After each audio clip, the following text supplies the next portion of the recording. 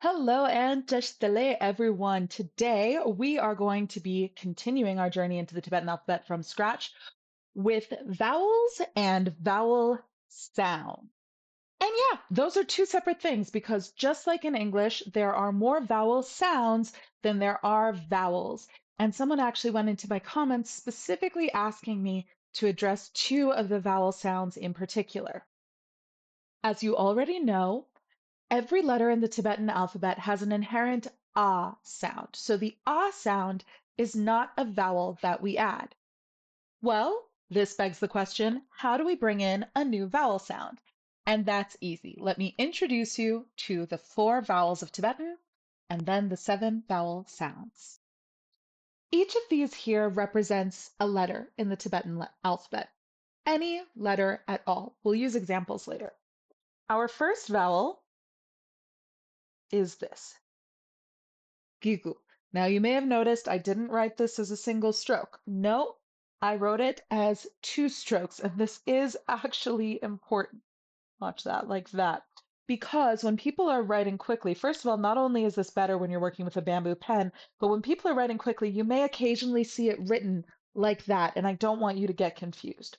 But this vowel is gigu, and it's pronounced e, e, I want to note these pronunciations are based on the Central and Lhasa dialect. Different dialects have different vowel sounds, just like in English. But this vowel is called giku, and it's pronounced e, e.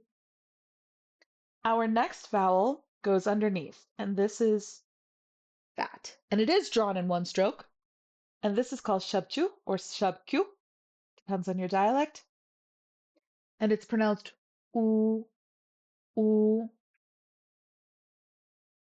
Our next vowel goes above as well.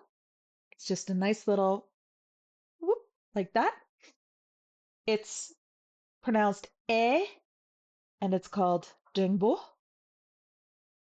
And it's pronounced e, e.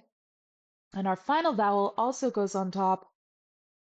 It's like that. Looks kind of like those birds you used to draw when you were a kid, right?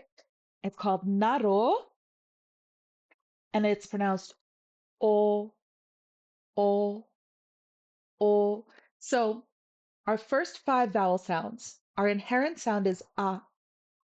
And then we have gigu is e, sabju is u, Denbo is e, naro is o. How does this actually work when we have a letter? Well, we start with our ah, and once we add another vowel, it knocks the ah out and replaces it. So, for example, if we have the first letter of the alphabet, can you remember this one? Ka, ka. This is pronounced ka, but if I put a gigu on it, it's pronounced ki. It goes from a to I, ka to ki. If I put a shadju underneath it, it's ku.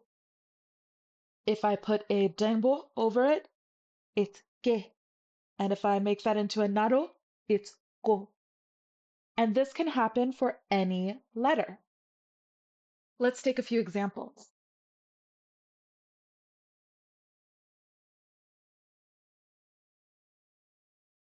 Ma, correct? By the way, this dot at the end means it's a syllable. I'm going to get into that in the next video. This is ma. If I add a gigu, how is it pronounced?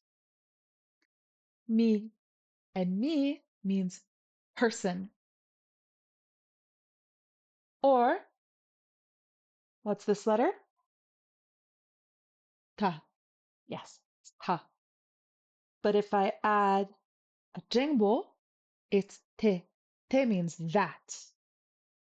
Te.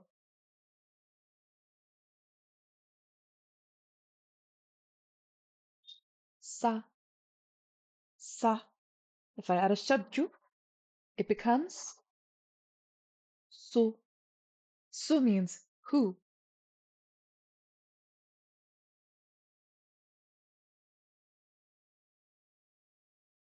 La. What's this? Lo. Lo means year. So if you've heard of losar, that's the lo. So that's all that happens is the a disappears and it's replaced by our new vowel.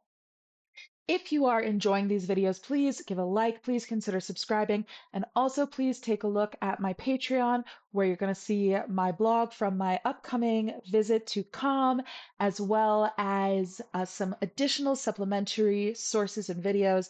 And also, of course, if you like this, please do consider subscribing to the Patreon or tipping on coffee. It allows me to keep making these videos for you. In the next video, we're going to talk about that dot more and syllables more, but we're taking this all really, really slow. So I want to get into the vowel sounds now. The first thing is that Tibetan has very, very crisp sounds. This is very different from, say, English or Russian or even dialects of Chinese. So in Tibetan, we have a, a, I, U, E, O. If you've learned Spanish, for example, you're really in luck here.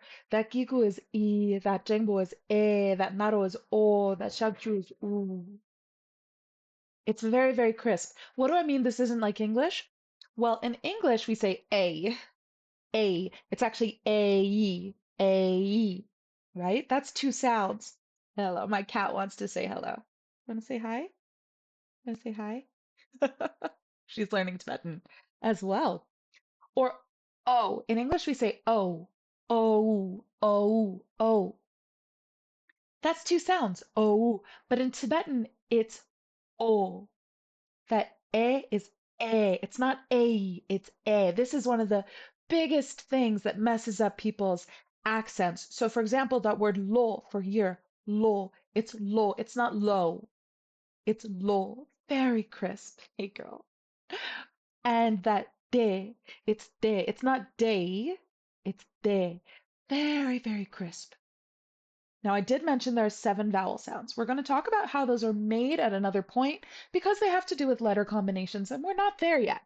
But the 2 additional vowel sounds are the umlauted sounds, which, just to write the transcription in English, are O with 2 dots over it and U with 2 dots over it. Okay, she finally settled down.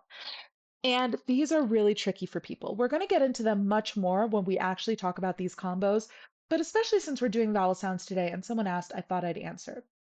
This is pronounced and this is pronounced ü. Now, again, this is based on the Lhasa dialect of Tibetan. Other dialects pronounce it differently, but and ü. And this can be really tricky for non-native speakers. So I'm going to teach you a foolproof way to get this. To get that O with 2 dots over it, I want you to make your mouth into the O shape, but instead of saying O, say e, e, e, and you're going to make the sound perfectly. E, e, e. This is like in the Tibetan word for Tibet, he. Um, it's also in the word for Dharma, if you're interested in Buddhism, ch. And the U sound is just as easy. I want you to make your mouth into an oo shape. Ooh. But don't say oo, say e. U, u, Try that.